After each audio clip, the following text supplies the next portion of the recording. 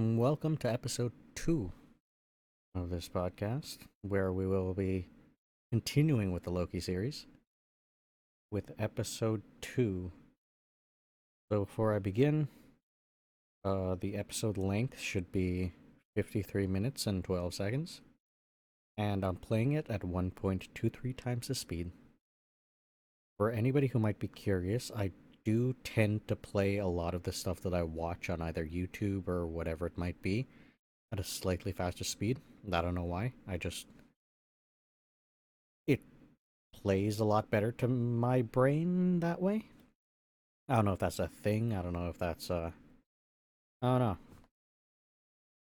So something else I should mention. The previous episode went on for like an hour and a half, and that was probably mostly me just going off on random tangents. And that's probably going to happen with this episode. Now, I'm probably going to repeat myself a whole bunch with a whole bunch of stuff that I said. Not only I'm pretty sure I repeated myself a whole bunch in the first episode, and that might happen again for this second episode, but that's just the way something like this is going to go. um, yeah, that's just how it's going to be. Mostly because that's just kind of how my brain works, and it just goes off all over the place.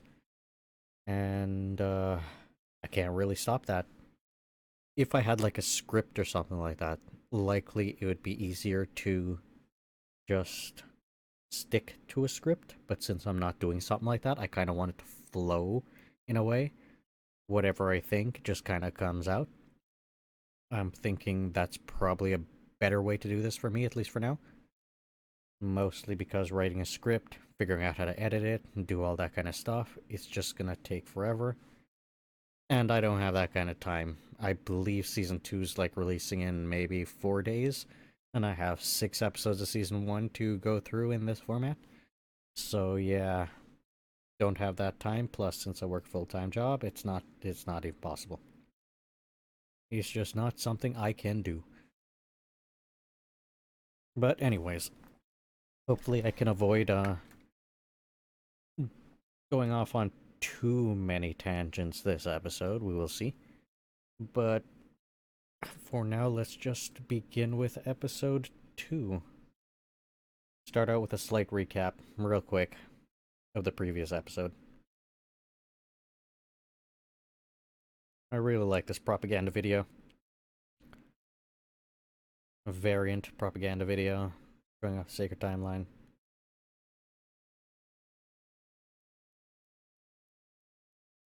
Moby is such an awesome character.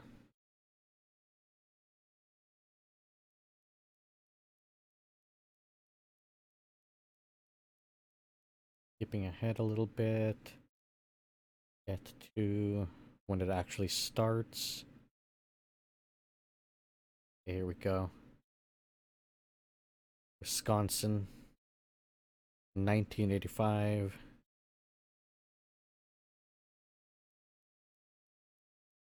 I've never actually been to one of these. I kind of want to go. Maybe one day. Too much of a shut-in.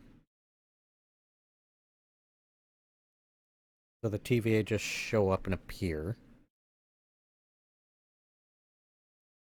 I have to pause real quick. Let me continue from where I was. Okay, so we're at about 2 minutes, 2.5 minutes into the episode. We have the TVA showing up at this medieval fair type thing. Like I was saying, I kind of want to go to something like this. I think it would be really cool. Though I don't know if I want to dress up. Or necessarily roleplay.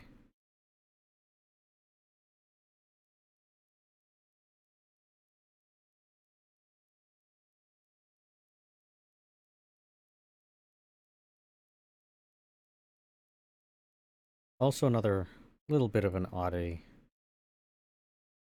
The TVA can like move through time, but well, I guess it just doesn't matter. I was gonna say like, couldn't they just be invisible and not interfere with anything? But they're just gonna wipe everything out anyways, so I guess it doesn't matter. because they wipe out any interference they do as well.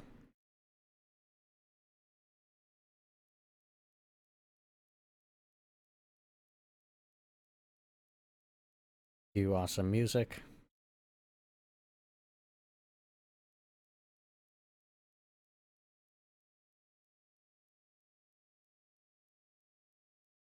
See this mystery character in the background.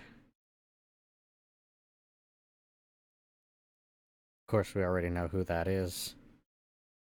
And if you don't, you should have already watched the episode before listening to this podcast. Oh, and another thing I should mention.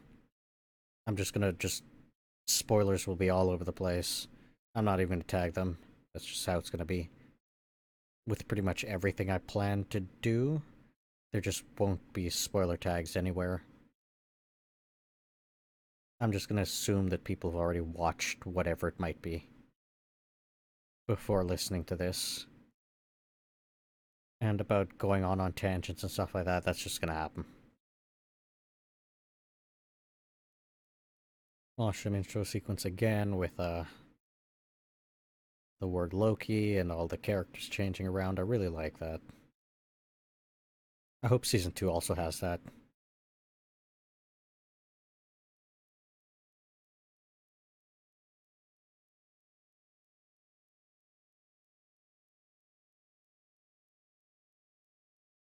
See, this is interesting. A little hint at something. Loki reading the magazine at 5:20, and the jet ski is in there that I believe Mobius wants to have or likes. Another thing I should mention. I won't mention it. It's going to be about Miss Minutes and what's actually projecting that character into the physical reality. Is it some sort of a projector type thing? But it doesn't matter. I know there's a theory floating around that it might be.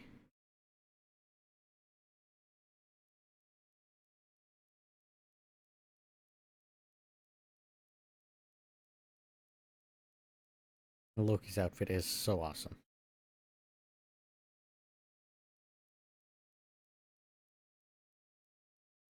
I do really like Mobius's attire.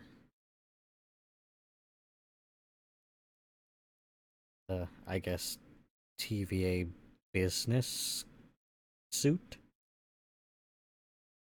Suit, tie, pants, undershirt.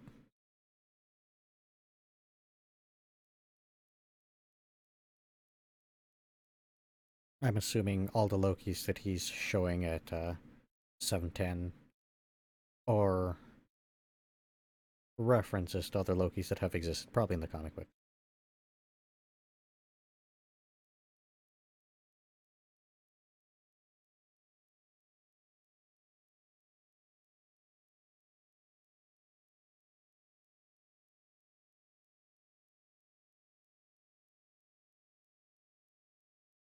And him explaining his power. Really nice.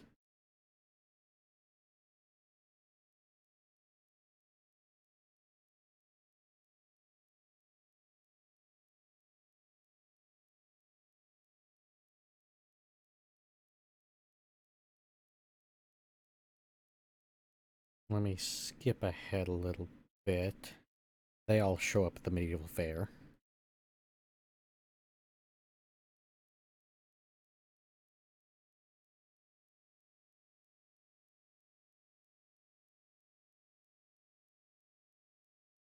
The explanation of Nexus events messing with time so they can't just appear right before it happens is interesting. And the whole time healing its own wounds, also interesting.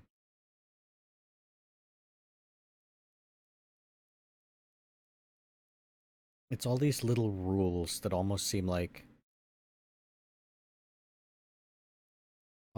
they're not true, in a sense.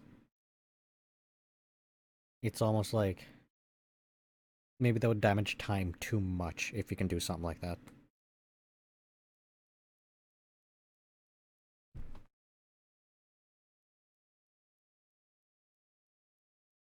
But I don't know.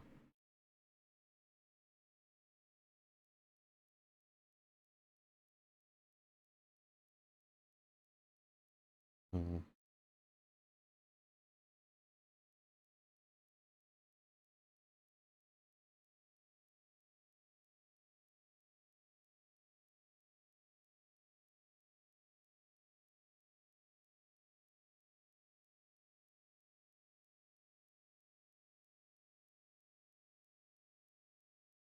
His speech here is cool.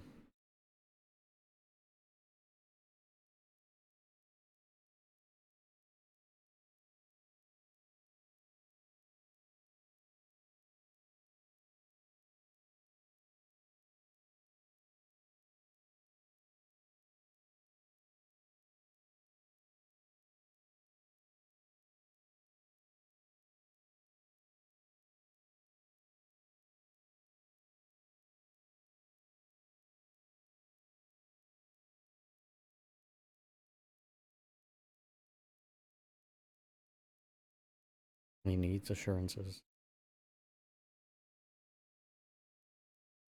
I'm pretty sure their original plan was to just eliminate him as soon as they find the other variant.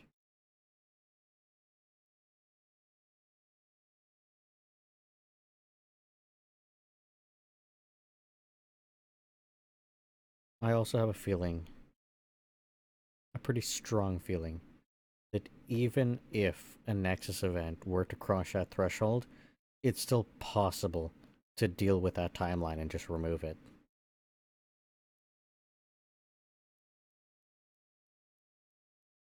I have a feeling just like in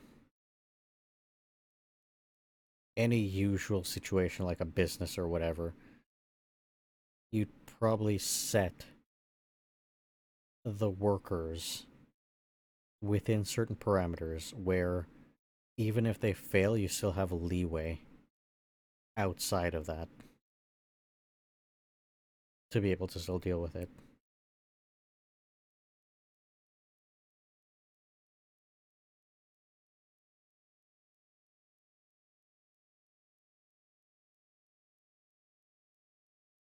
A little oddity of, I guess, TVA agents taking trinkets from various universes, timelines. I guess because they are still human and you want to keep them comfortable, you'd want to let them do things like that.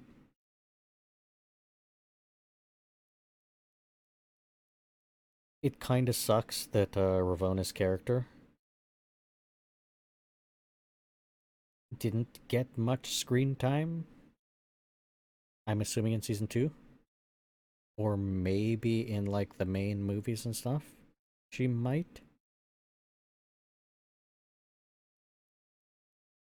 Like, I really like how Mobius is, how his character gets a whole lot of time, how you get a whole lot of him and the way he is, and he's such a good character. And obviously, the series is called Loki, so a lot of Loki, and not just one Loki, multiple Loki, which is awesome.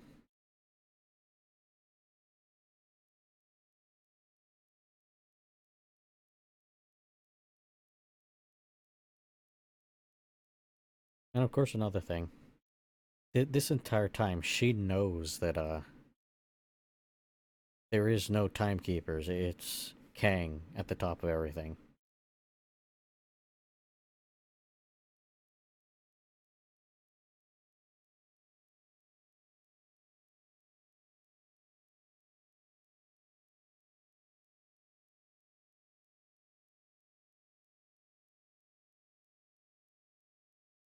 And of course, right here, the entire time, Mobius is still like 100% the, the perfect agent. But throughout the series, he also is forced to change quite drastically and quite quickly.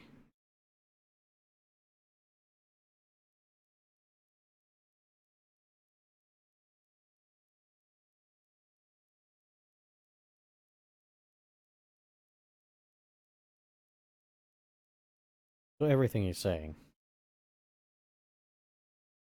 trying to coax Loki into helping them as much as possible. All of that is to get the mission done. All of that is to be that agent. He is probably one of their best agents.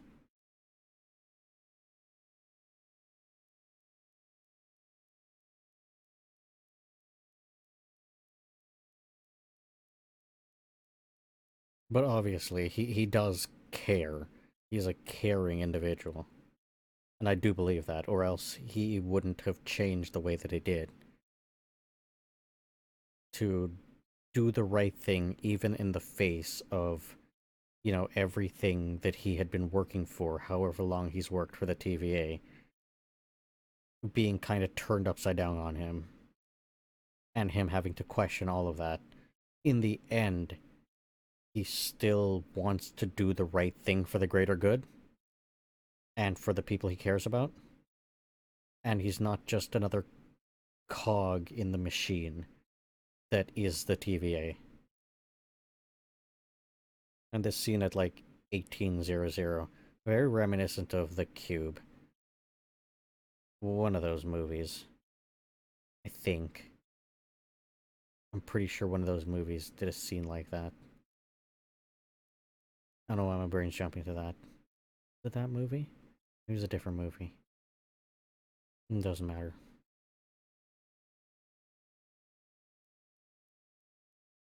And of course, paperwork. This is one of the, I guess, strangest thing within the TVA. That they're so technologically advanced with all these time weapons and things, but they have physical paper records. They technically should have infinite records for all the infinite things that they could have probably dealt with.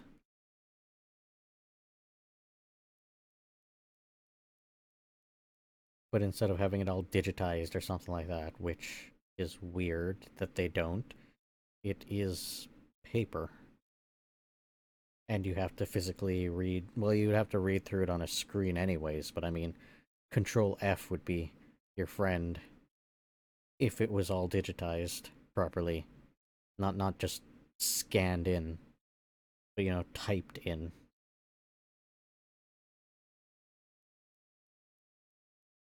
So it's a bit weird that you just have to sit at a table or something like that and just read through physical paper files.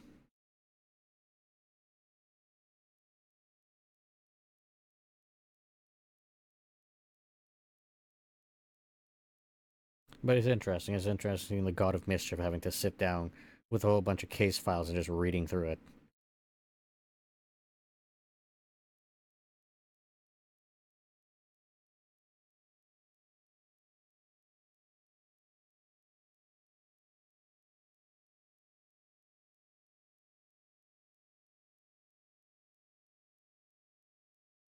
But he is really incredibly smart too. He he'll see the patterns from these case files and eventually figure something out. But he also clearly does care about his people. He sees the death toll in Asgard, and you know, it looks like tears are coming to his eyes because he does care.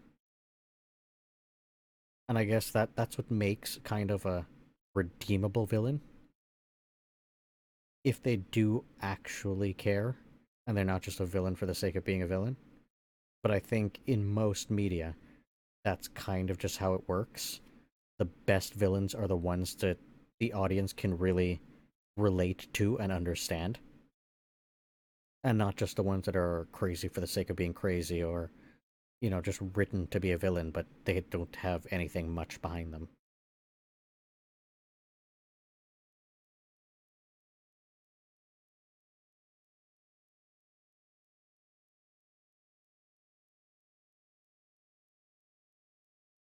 Or Mobius having his style taken.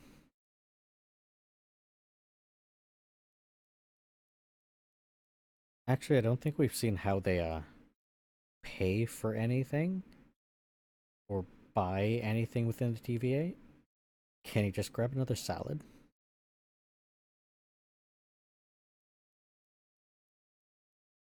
But this is absolutely brilliant. You could do whatever you want because you know that whatever it is might be destroyed afterwards. Nothing matters. You know Ragnarok will occur. You could do whatever you want leading up to that, as long as the apocalypse still occurs.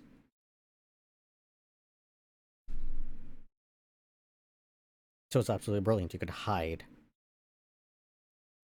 within apocalypses. He's absolutely brilliant. And I guess that plays to his trickster nature.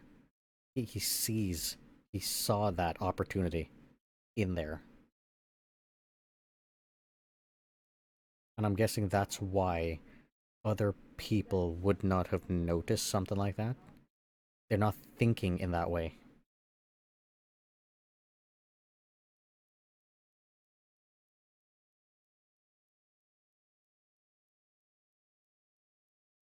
It's interesting that Mobius wouldn't have noticed that.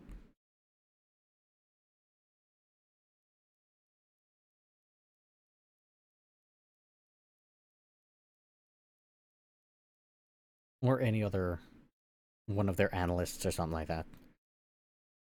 Especially if Sylvie's such a major threat.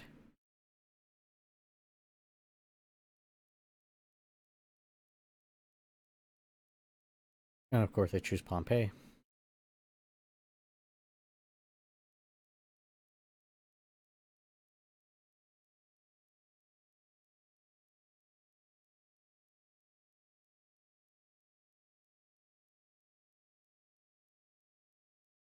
The weird giddiness between them. It's just so brilliant.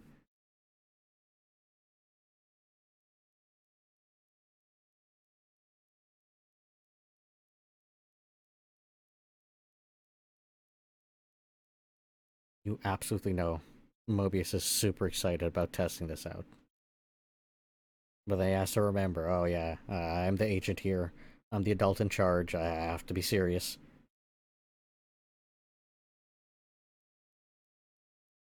And Loki's like, no, that's not even. Let's just have fun here. Let's do stuff.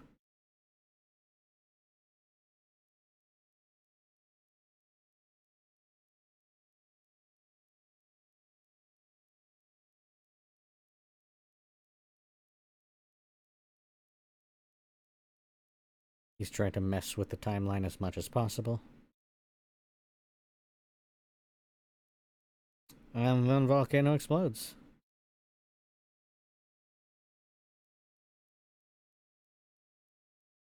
Now, technically, in real life, I believe people did survive Pompeii. So I'm assuming they would have to be in a position where none of these people that they would have possibly affected could have survived. Which it does look like. Is like a volcano explodes and then like 30 seconds later, the pyroclastic eruption's like right there. They're about to be destroyed. And of course, Mobius is like 100% on board now. He's like, yep, this sounds like the right thing. Your theory sounds correct. Or hypothesis, I should say. Though they did the test, the hypothesis made a prediction. They went and did the test. The prediction that it made turned out to be true. He was right.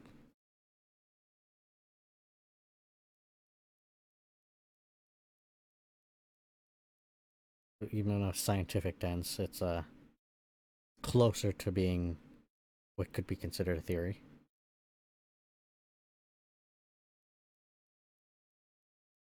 Mobius and his jet ski. I hope he gets his jet ski in the end.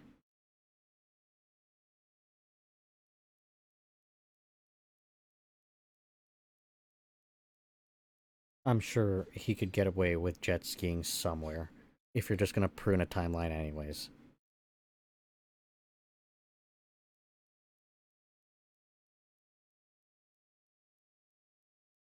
And this conversation now at 29 minutes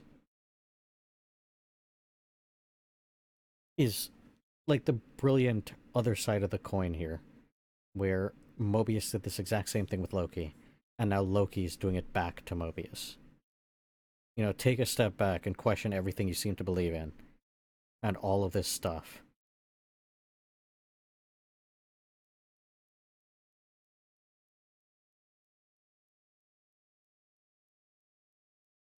Now, of course, everything just sounds ridiculous. Everything's chaos, as Mobius is saying.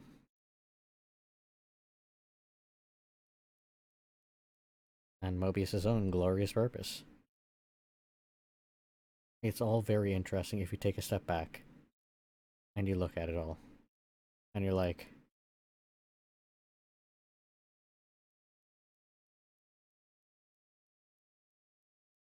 and it's free will talk.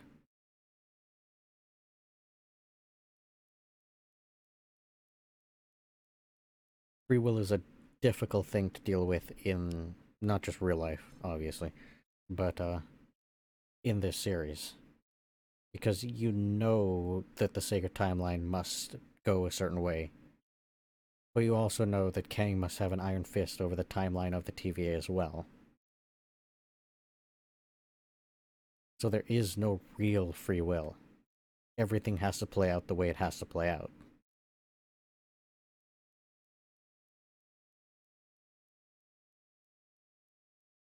I guess the biggest question is there any randomness to it?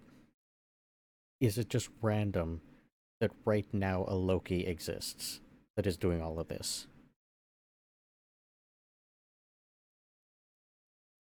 And then, you know, Kang gets killed in the end, and then eventually another Kang ends up in that same place. Does that mean the next loop there'll be another Loki, or is there just only a chance of there being a Loki?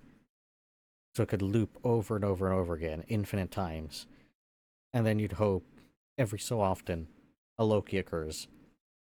But maybe not every single Loki that ends up here ends up at that particular place to kill Kang. And then somehow it just loops back round again. Or it doesn't even need to loop. If nobody ends up killing Kang, you don't need to create a loop. You just need to wait until the random event occurs. So Kang is just physically waiting. And then a Loki pops up and never makes it there. And then he keeps waiting, and another Loki pops up and never makes it there. And he keeps waiting, and another Loki pops up and he does make it there and does kill him. And takes his place. And then Kang just reappears again. All the Kangs are set free. All the Kangs are doing their thing. One finds the Goliath, one appears at that place, creates their sacred timeline, is back in that same place. And it all repeats again.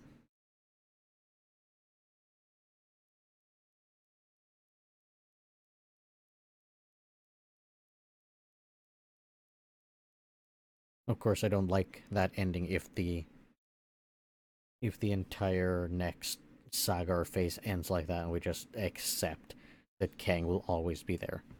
That's just not correct. That's not satisfying. That's not an ending. And having Supreme Dictator type being kill infinite lives just to keep this one sacred timeline, again, isn't good. Isn't right or just, or having any heroes still in existence, even villains still in existence, knowing something like that's happening. Like, assume somebody survives who actually knows that that's happening. There's no way they're gonna just accept that. Some people might. Some people might be like, okay, well, there's nothing I can do. This is basically God I'm going up against. But I'm sure if people knew, if any of the heroes knew that there was this being in charge, quote unquote in charge, then I'm pretty sure that they'd do everything in their power to try to figure out how to dethrone something like that. Because you have no freedom, there is no free will, it can't exist in a system like that. And in my mind, at least, I'm sure somebody can argue for free will being a bad thing. In my mind, it's a better alternative. Chaos and free will is better to dictatorship and oppression.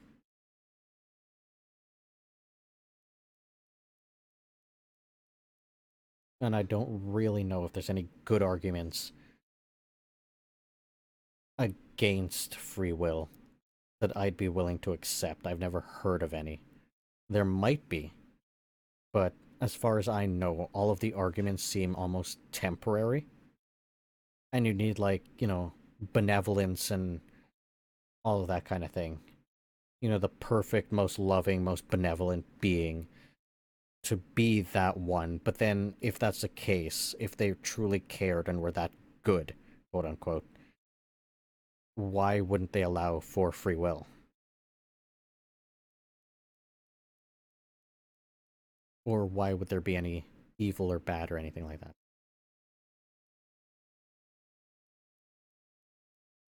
There shouldn't be if such a being exists.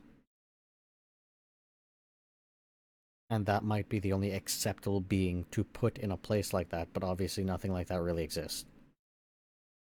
You've seen other gods and other ruler beings in the entirety of Marvel. There doesn't seem to be any being other than the absent type being, a being that's strong enough and powerful enough to basically be a god, but just doesn't interfere.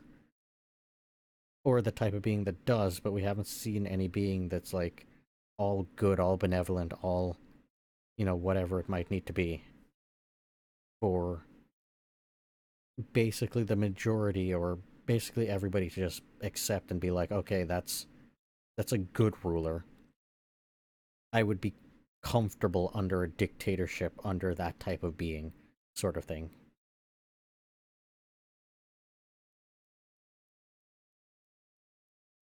And that's, of course, me going off on another tangent about free will and godlike beings. But again, I'd want the ending to be something where they are free and there's a free multiverse.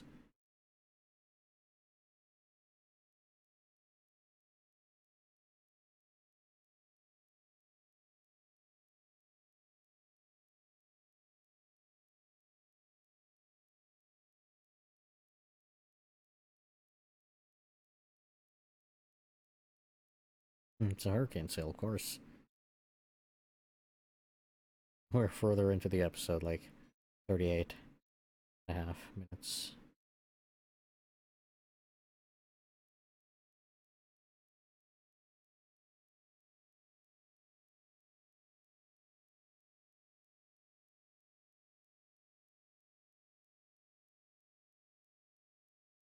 Sylvie's powers are very interesting.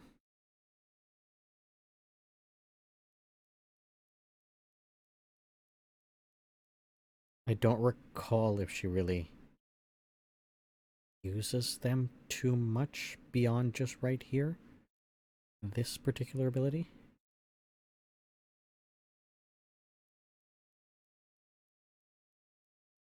On a long distance kind of mind control.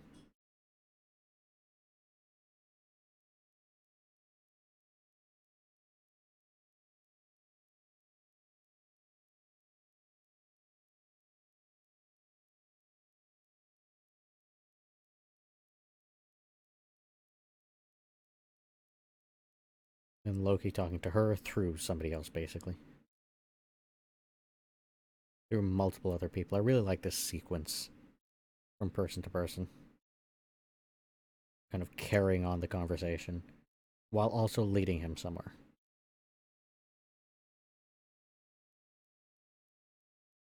And testing him.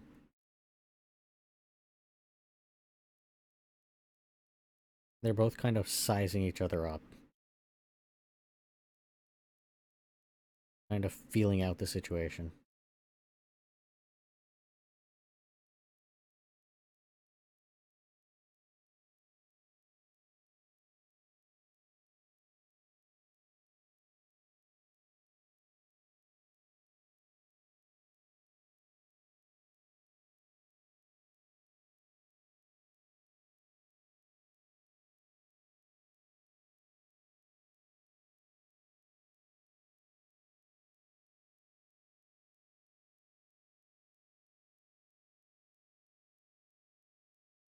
See, I have a feeling the entire time.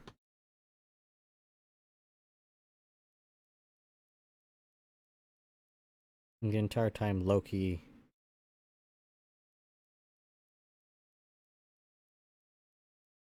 just been testing things, poking things, trying to see how everything works, how far he could push things. If he can trickster everybody.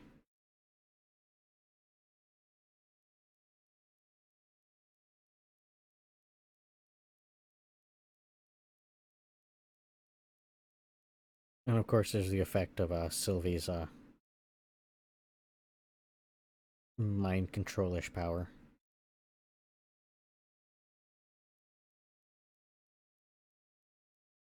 And her ability to make them remember who they once were. I kind of do hope that we get to see the brainwashing process or whatever has to occur, because clearly, once you pluck somebody from any of the variants timelines, they have their full memories and everything. So there has to be some process to wash them and make them into a TVA person and not remember who they once were or anything about that. But at the same time, they still have their memories in them. Like, it could still be unlocked. It's almost like it's locked away. But it's still in there.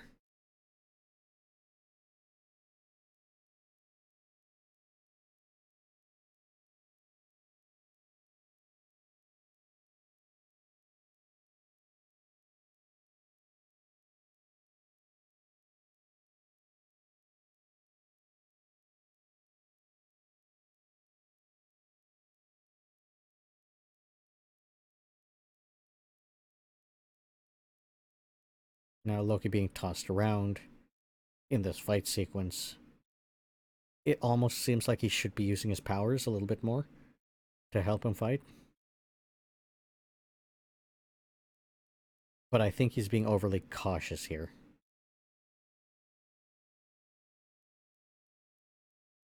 He can't do too much. Because he doesn't know what the other Loki is capable of doing.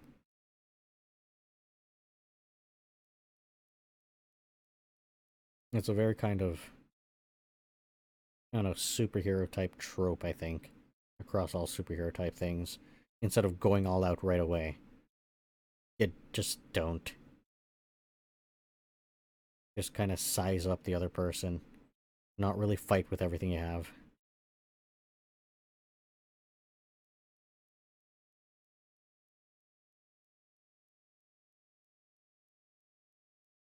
And enter Sylvie at 46 minutes.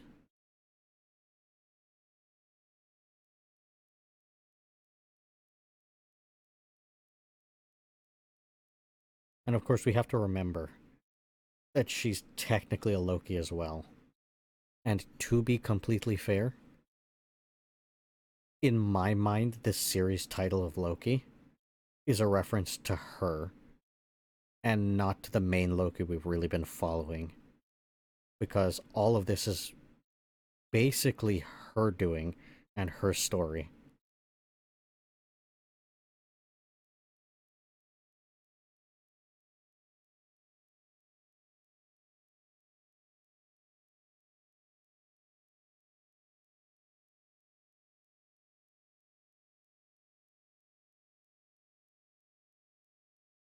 And now the sacred timeline's on fire. Absolutely brilliant. Though they should have like infinite agents able to just deal with this. Though I don't know how they would deal with time bombs being sent across time space all over the sacred timeline.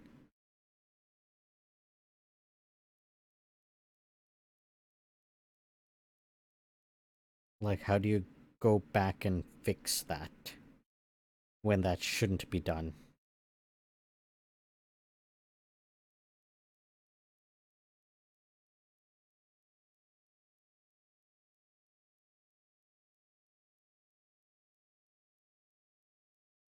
Unless they could go back to before that happened, but they said they can't do things like that. I don't know.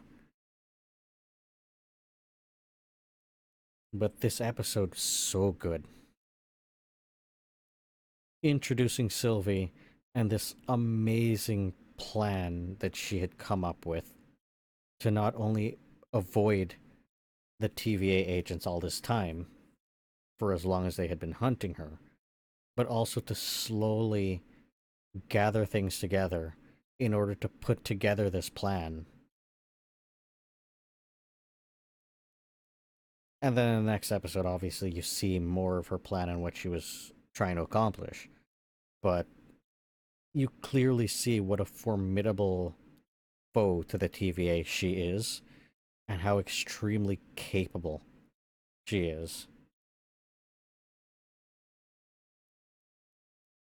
And how you have like an entire organization of people that have been doing this for who knows how long, protecting the sacred timeline. And she just comes out of nowhere and is able to outsmart all of them easily. And not just them, but Loki himself.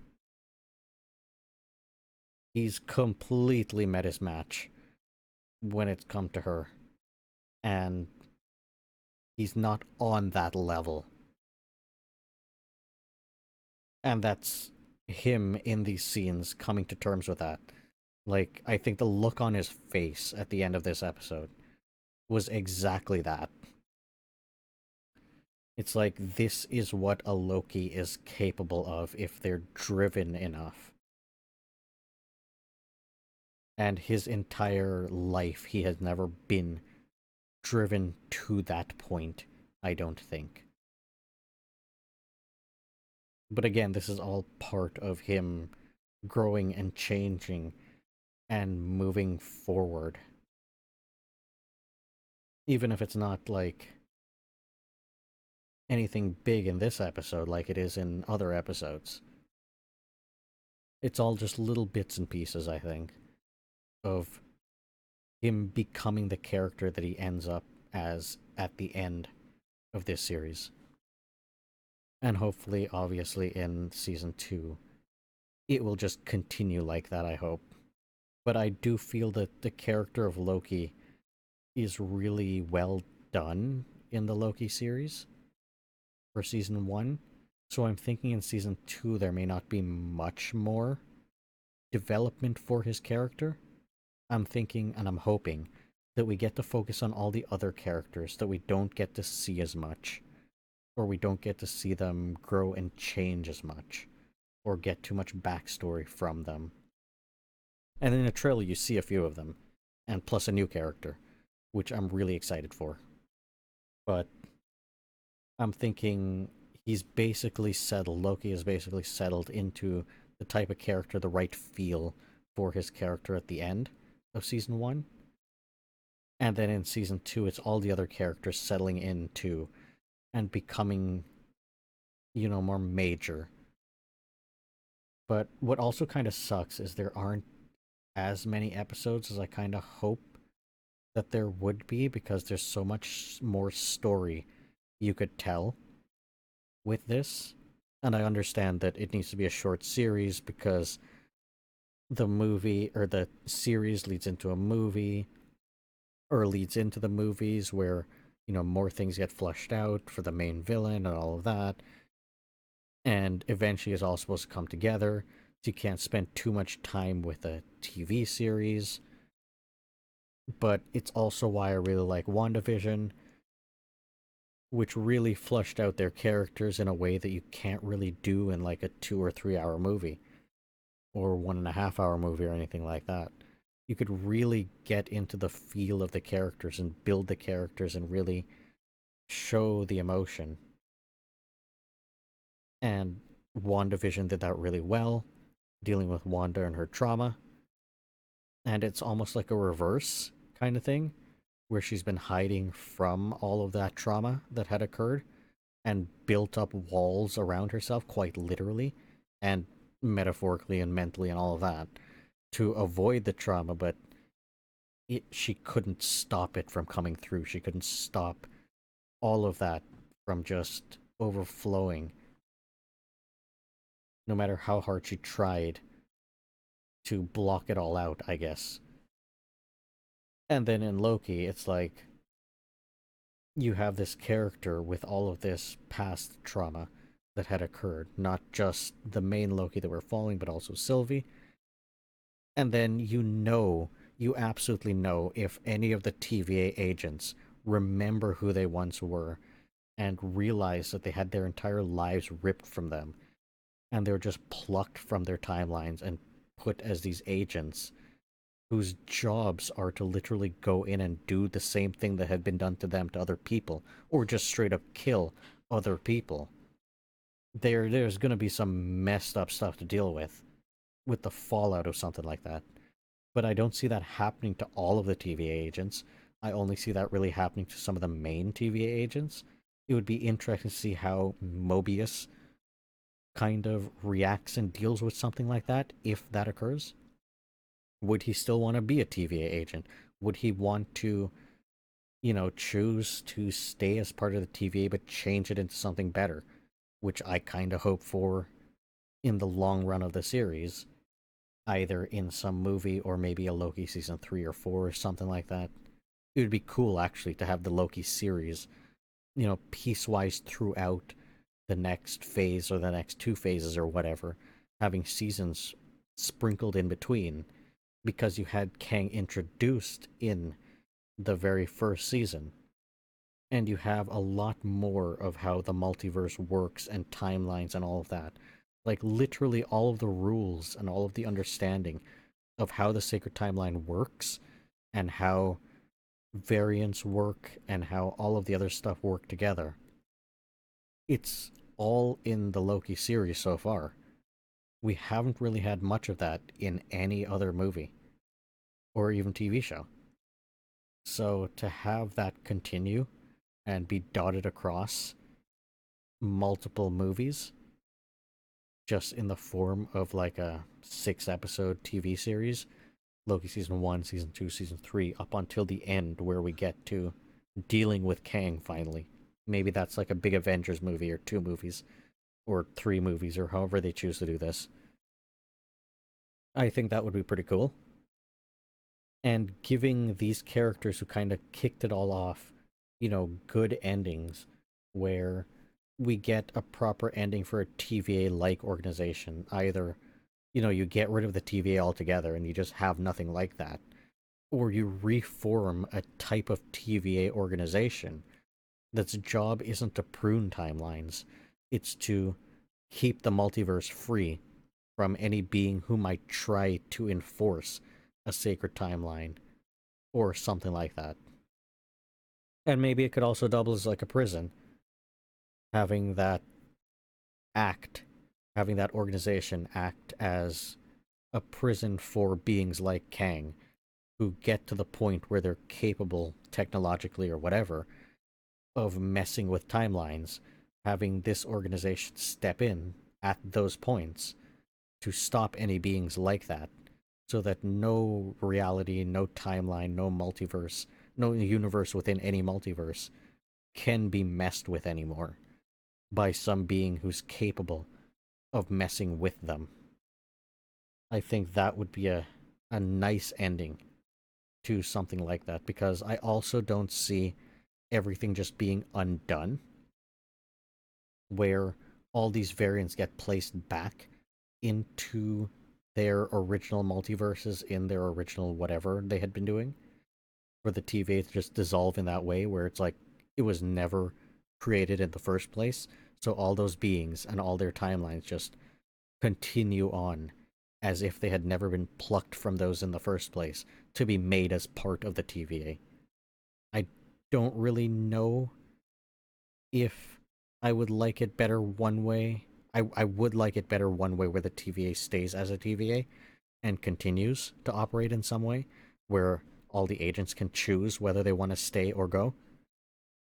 But I also don't see it being like oh, here's a complete and total reset of everything and everybody just back to the way they were, except somehow we've dealt with Kang in such a way that he never goes forward, makes a TVA, steals all these people, all these variants, and all of that. I don't really necessarily see that being an ending. It could be, but I don't know if that's the direction they're going, because I kind of see them sticking to the direction of Kang ending up in that spot again as the ruler and the creator of the Sacred Timeline, with a Sacred Timeline to govern over.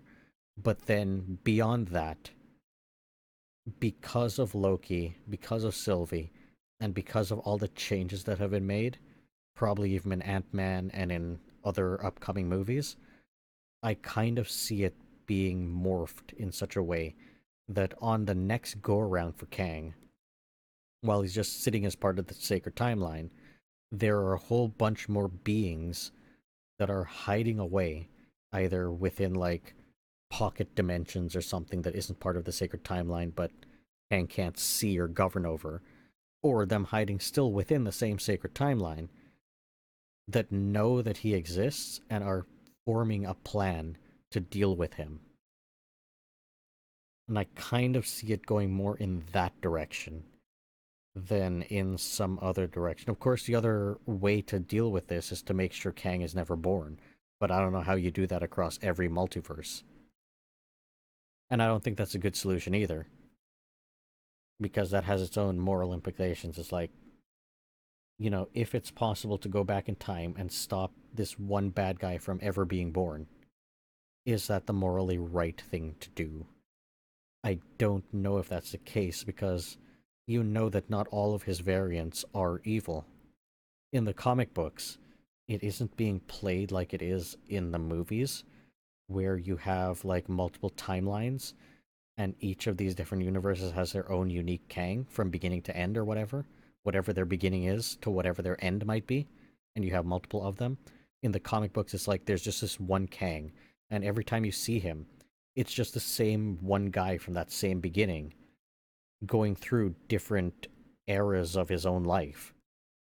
So he is that same other variant, or that other variant.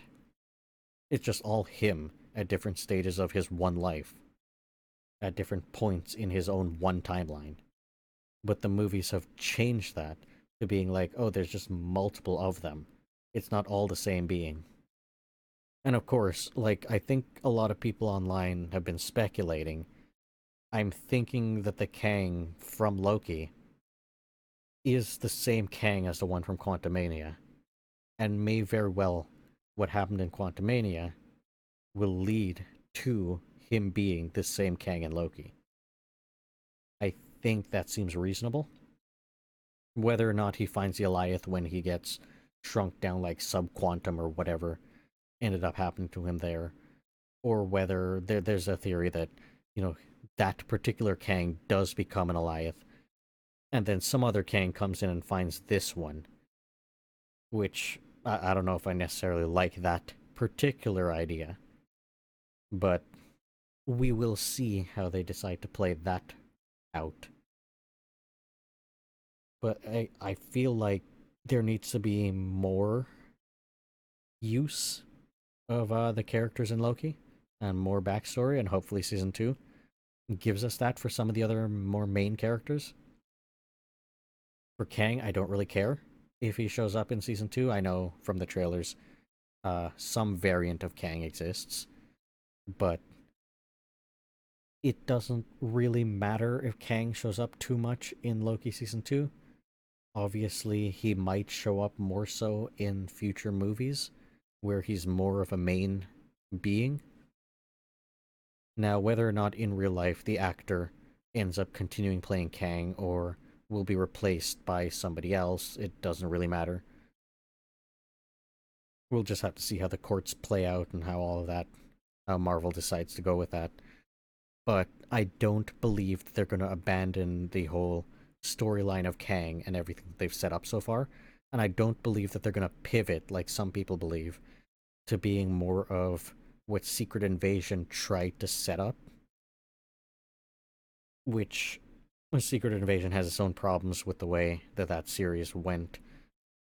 But the setup for, I guess, the bad guys of that series is a very interesting one, and I do hope they fully flush that out and give a proper ending to that. Whether that be in the Marvels, just, dealing with the fallout of everything that happened in Secret Invasion just in that one movie, or whether it's going to be dealt with in future, not just in that movie, but somewhere else along the line as well. They have a lot to play with, I think, but I also really hope that on the one hand, the movies can't really fully flush out characters as well as shows can, because you could have like multiple hour-long shows or episodes per show to be able to fully deal with characters and show their stories and have them progress. But if you wanted to do that with movies, it would be like, Iron Man 1, Iron Man 2, Iron Man 3, and all the places where he appears in some of the Avengers movies and so on. You need multiple movies. You need slow progression of the characters throughout the entire cinematic universe, basically. Or you just do a show for those particular characters that there's so much more story to tell, but you can't really do it in just one movie. And I really like how they've done that in quite a few of the shows. Some shows were more miss than hit. Loki was definitely for me a hit. Same with WandaVision. Same with Moon Knight. Those were absolutely top tier shows. And I hope they do a lot more with those characters. I hope they continue to do more shows. But obviously, they have come out. They're like, oh well, there's a lot. There's a lot of shows. There's a lot of movies. We're gonna have to cut back on some of this stuff. Whether or not that's the right direction to go in, I don't know. I kind of think that the focus on more quality over quantity is the right direction to move in, and that's what they should do. But I also feel like just saying something like, oh, there's superhero fatigue, or there's whatever fatigue, I don't believe that's the case at all. Because when a movie just is good, people show up and have watched that, like Guardians 3. That movie was really good. People showed up. Where's the fatigue there? There wasn't. If The Marvels is a good movie, people will show up, and I'm really, really hoping that it is. I'm really, really hopeful for that movie. But if it's a good movie, people will just show up and watch it. So I don't know that the fatigue exists. I think what it is just movie fatigue in general, where people really are fatigued with lower quality movies that almost seem like cash grabs, or like, oh, you're just doing like, another movie and another movie and another movie after that, like Fast and the Furious or something like that, where it's like, oh, there's like 30 movies now, and it's all basically the same thing, and you're not innovating and you're not giving people what they want. So I think for superhero and comic book type stuff, it's more so general fatigue, I'm thinking, than necessarily superhero fatigue, even though so many people keep saying, oh well, superhero fatigue. There's so many superhero movies out there. It's like, where are the original movies? And then an original movie comes out and nobody shows up to it because it's not really that good. So if you really actually wanted to watch an original movie, but nobody's showing up for an original movie because it's not already, you don't know what you're getting into. You don't know, like with Fast and the Furious, you know that that's already a built franchise. You know what you're getting into once you go for that movie. With Mission Impossible, same thing. The most recent Mission Impossible movie was a really good movie, on top of everything else. So you know what you're getting into for a movie like that. And on top of that, the movie itself was really good. So that's like a double win. But if you have like a movie that nobody's ever heard of or a brand new concept or something like that, you probably have less people showing up. And then after enough time has passed, it kind of becomes a cult classic, which quite a few movies in the past, that exact thing has happened with them. And then you make like a sequel to that movie and it does really well. And then if obviously if the movie is already really good just on its own, it's going to do even better because it already has this foundation of a first movie already coming out that people kind of understand and know. And of course, there's always exceptions to that. Like, there are some movies that come out, and then it's like, based on all the advertising and the trailers for it, people are really excited for it. Even if it's not already a part of a franchise, they're like, oh, that's super cool. Let's just check this movie out, and it does really well. And that's good. That's a good thing. But I think it's just general movie fatigue. It's not superhero movie fatigue. It's not comic book movie fatigue. It's just, in general, people are looking for better and better quality movies because the bar just keeps being raised further and further by movies that do really well. And people are looking for that innovation. People are looking for that emotion. People are looking for the really good lines and the acting and everything to just mesh together really well. And if you have a movie that kind of isn't that way, then it's like, oh, it's if it's a comic book movie, oh well, it's comic book movie fatigue. Look, nobody showed up for this movie. It did really poorly. They're not looking at it as like, oh, this is a standalone movie, in a sense. And the movie did bad because the movie wasn't really that good. It's more like, oh, here's some of these other excuses that I could just throw in, since everybody's saying, oh, comic book movie fatigue or whatever, action movie fatigue. You don't hear action movie fatigue. You don't hear any of this other type of fatigue, but I'm sure it exists. I'm sure people are like, oh, I'm fatigued at this particular movie, like the Fast and the Furious franchise, even though that's ending soon, or at this other franchise or this other franchise, but it's not like, oh, well, crime drama fatigue or something like that, or, romance movie fatigue, or whatever it might be. It's just for comic book movies specifically, everybody seems to be coining this phrase of fatigue for superheroes or fatigue for multiverses, which is a funny one. But I don't think it's like that. I think it's just general overall movie fatigue and overall quality of movie fatigue, where maybe some studios feel like they could just get away with putting out a lower quality movie, or they're like in Marvel's case, where they just don't really have the time or the resources, it seems. Obviously, they have the finances to be able to do it properly, but it seems like they don't want to put the finances towards crafting really good movies. So it's almost like, oh, well, this movie isn't perfect, so let's just push it out the door, and we have to work on the next one because it's all part of this sacred timeline that we've created, which is kind of a problem, kind of isn't. Like, if every single movie they took like time and care and actually produced a really good movie, I think it would all be hits. I think it would all work really well. But they don't and they can't. And they're not willing to necessarily.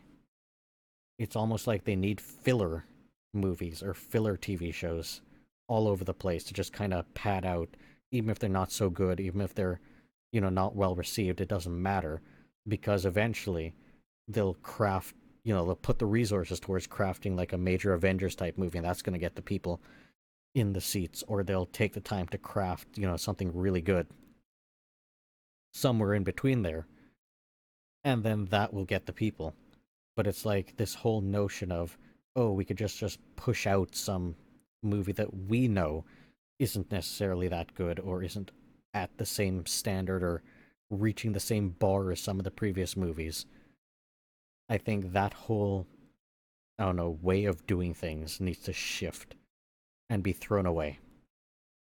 And whatever new movies are coming out, whether it's comic books, whether it's, you know, any type of genre, I think it would be better if those studios, the directors, the producers, whoever, the writers, all of those people, and hopefully they don't get AI to write anything. Really crossing my fingers and hoping that that never happens. because that's just going to be garbage. That's going to be trash. Though it would really be interesting if AI can produce something incredible and it's just everybody likes it and nobody realizes, oh, actually AI created that. That would be something phenomenal. To be fair, personally, I do think there exists space for all of the things to exist simultaneously. Just like there exists space for fan created works to exist, and just like there exists space for, you know, mainstream non fan created stuff like proper movie studios and TV studios to make stuff. And just like there exists space for, fan art to exist and for AI art to exist and all of that, even though some people are on the fence about AI art because you're feeding in other people's art in order to make the AI trained on some art to then spit out some art that's kind of like some other people's, which is such a weird gray area. But it's also kind of something that already exists because every form of art and media is built on other people's work. For the most part, pretty much everything is based on something else. And, like, let's take something like reviews or, whatever it might be. It's somebody else's work you're using to then add on to in a similar way that AI is just jumbling up a whole bunch of stuff and then spitting out something based on all this other stuff. Like, you don't have a human being born in some kind of cave, not exposed to any media at all, and then told, hey, write this poem or something, or write this book, or write this movie script. And then, in that case, you might believe that that person would be like the perfect person, so that any work that they produce isn't based on any other media or any other information or anything else. It's just dreamt up by them. And I don't think that's possible anymore in the world that we live in. And I don't think it would be moral either to force somebody to do something like that. But that's besides the point. The point is, I don't believe that AI is necessarily a bad thing if used in the right way and isn't replacing people. Or these studios or various companies don't believe that, oh, well, our workers are just replaceable by this AI. And, it just turns out that the AI can't even do half of the things that a lot of people think it can, or even like 90% of the things. It's like it's not even capable of doing so many of these things. It's just a fun tool to play with, at least for now, and might be useful in very specific applications where you still have a person. So in that situation, you would need you would need to make sure that you're using it properly and there are proper limitations and the understanding of those limitations built in with something like that. But I do believe that there is space everywhere for all of these things to just exist simultaneously and be good.